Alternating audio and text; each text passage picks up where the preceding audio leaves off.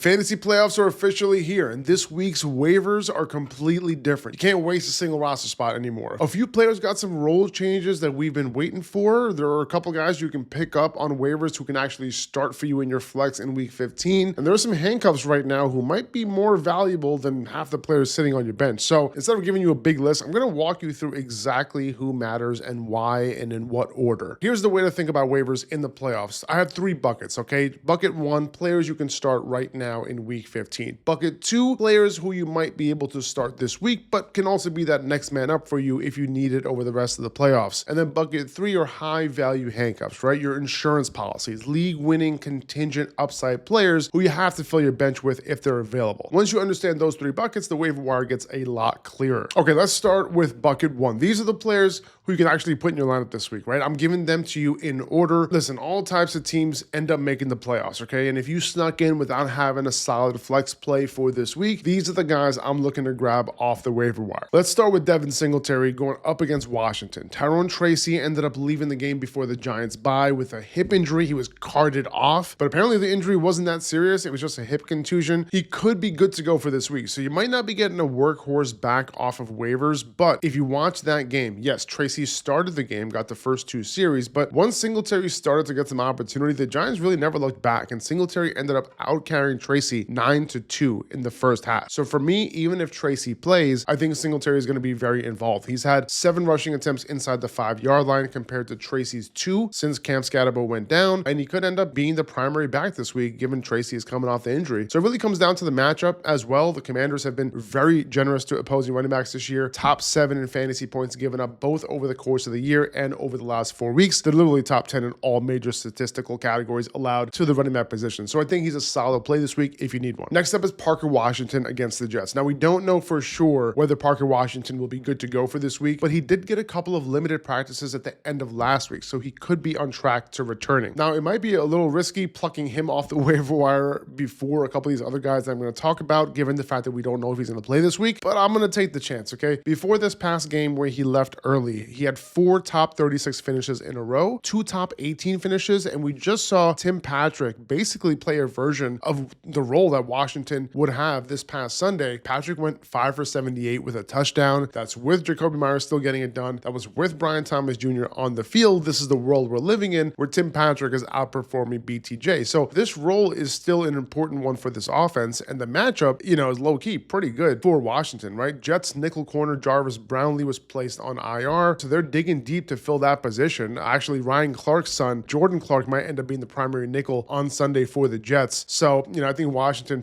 makes a pretty solid flex play this week, and I wouldn't be surprised if he goes for his 5th straight, whatever it is, top 36 finish, not counting the game that he left. Let's talk about Isaiah Likely going up against Cincinnati this week. This one might be a little risky, in your flex, because I always get nervous when I throw tight ends in my flex, or maybe you just need a tight end and Likely is available, but he gets the Bengals this week. Both Dalton Kincaid and Dawson Knox had a very, very solid Sunday this past week against them. Likely himself went 5 for 95 against them 2 weeks ago. Hunter Henry, the week before that, 7 for 115 and a touchdown against them. Colston Loveland, 6 for 118 and a touchdown. I think you got the point. The Bengals are a tight end funnel. We all know this. They're allowing a full 8 more fantasy points per game than the next most giving team to the position. Okay, that tells you all you need to know. Let's talk about Jayden Higgins going up against Arizona this week. He's been pretty involved as the clear number 2 wide receiver in Houston over the last several weeks. He went 5 for 65 2 weeks ago against Indy, 3 for 34 last week in a tough matchup against the Chiefs on Sunday night. Arizona's not the best matchup in the world, but it's a better matchup, right? He's starting to show a bit of a floor as a flex play. Very solid 23% target share over his last 3 games, 2 top 25 finishes. So, he could come through for you in a pinch. Let's talk about Blake Corum at home against Detroit. He absolutely went off this past week. The opportunity that he got was pretty similar to what he's had over the last 6 weeks, right? Basically hovering around the 35-36% rush attempt share. Not much change this past week where him and Kyron Williams alternated drives. He just happened to bang out a huge touchdown run on one of his carries, and then another one of his drives ended up with a goal line touchdown for him. So not much has changed with Corum. The role's the same, but we know that he's playing well, right? And the Rams are going to continue to keep their running backs fresh with this rotation. The problem is that the Rams get the Lions this week, who are allowing the fewest fantasy points per per game to the position. So can Corum end up near the goal line and punch one in? Yeah, I think so. And that's why he's on this list, because we know that Matthew Stafford can take full advantage of this Lions secondary. He can push the ball downfield, and one of those drives can happen to be Corum's, and he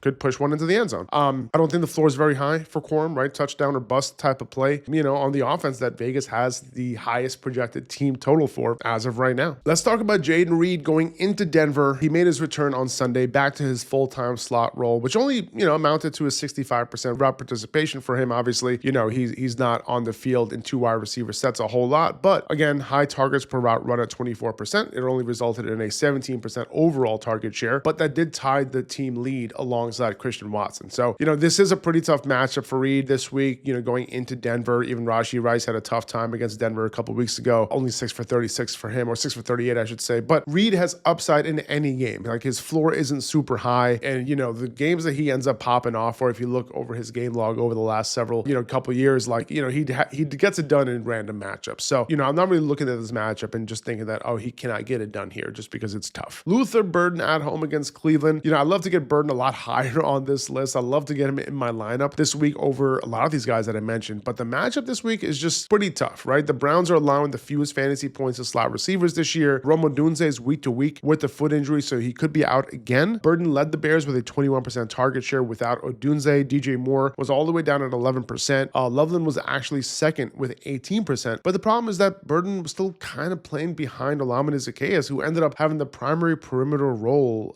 with Odunze out. I was really hoping that Burden would be able to play on the perimeter and be the main guy in 2 wide receiver sets alongside DJ Moore, but that wasn't really the case a whole lot on Sunday. Hopefully, he can move towards that as Odunze potentially continues to miss games. But yeah, the matchup is tough. But because Burden could continue to lead this team in target share, I think he's still in play. And even if you're not trying to play somebody this week, I think he's somebody that is almost a must roster for me over a couple of handcuffs that we'll talk about later. I want to talk about Darius Slayton at home against Washington. He's been banged up over the last few weeks, but he's shown some pretty good signs with Jackson Dart. Over the last 3 games with Dart, Slayton's averaging 12.7 fantasy points per game, not too shabby, and he's going up against a Washington defense who's been very generous to the wide receiver position. They do give up the big play as well. 3rd most 40-plus yard passing plays allowed, 5th most 20-plus yard plays. That's a major upside here for Slayton this week. Let's talk about Chimere Dike going into San Francisco. I think depending on a Titans player in the playoffs is always risky, obviously, but he had a 33% target share last week. Low-key good matchup against San Francisco. The slot is where the 49ers are vulnerable, so DK has some upside here. He's been super volatile, but he has had 4 top 18 finishes over his last 7 games, so not bad at all if you're looking for some upside and a deeper option. A few more players to consider here, kind of quick hits. Dalton Schultz versus Arizona. I think he has a relatively safe floor, probably a little bit of a safer floor than a lot of the other guys that I just mentioned, but the upside might not be as high, right? Down game this past week in a tough matchup against the Chiefs, but he went 7 for 55 2 weeks ago with CJ Stroud. Good matchup against Arizona this week. Kayshon Boutte going up against Buffalo at home. Don't love the matchup for Boutte, but Drake May is playing well, obviously, and Boutte is his favorite target downfield. The only problem is that the Bills don't allow a ton downfield, right? So still a desperate flex if you need one. The targets usually aren't there for Boutte, so volume isn't what you're really depending on at all. Devon Vele against Carolina, he's been solid over the last few weeks. He's averaging 6.7 targets over his last 3 games since the bye. Not the best matchup in the world, but decent PPR play if you're desperate. And let's talk Jerry Jeudy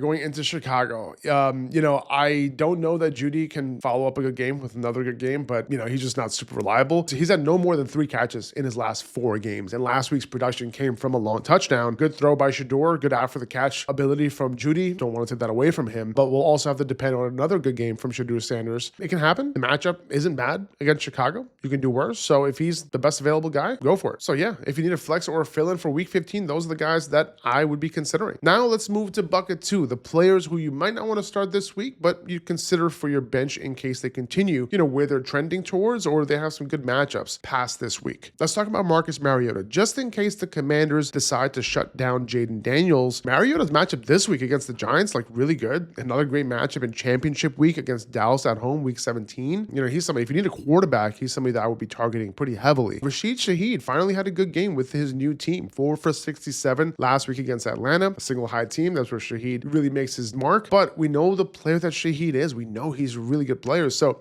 you know, when he shows us that he could be back, we should pay attention. I'm not sure I can trust him this week just yet after one good game, but if he has another big game, he's definitely startable week 16 and week 17 against the Rams in Carolina. And I want to roster Darren Waller too if I can, especially if my tight end situation is shaky. I don't know if I can trust him just yet. Only one catch last week in an extremely positive game script for the Dolphins, but he gets Pittsburgh, Cincinnati, and Tampa the next 3 weeks. So he could be someone you want to start, especially against Cincy in week 16. And if you need a quarterback, Tyler Shough as well. Like, he's been playing well. You know, don't look now. Like, he actually finished as the QB 12, QB 19, QB 13, and QB 6 over the past 4 games. And not bad at all. QB 13 over the last 5 weeks, borderline QB 1, right? And fantasy points per game. The Carolina, Jets, Titans in the next 3 weeks. That's not a bad schedule at all. Let's talk Jalen Coker. There could be something brewing for Coker over the next few weeks. The Panthers are coming out of their bye. It's very possible we see a bit of a bump in usage for Coker. I just realized what I just said. He caught 4 of 6 targets for 74 yards and a touchdown against the Rams 2 weeks ago.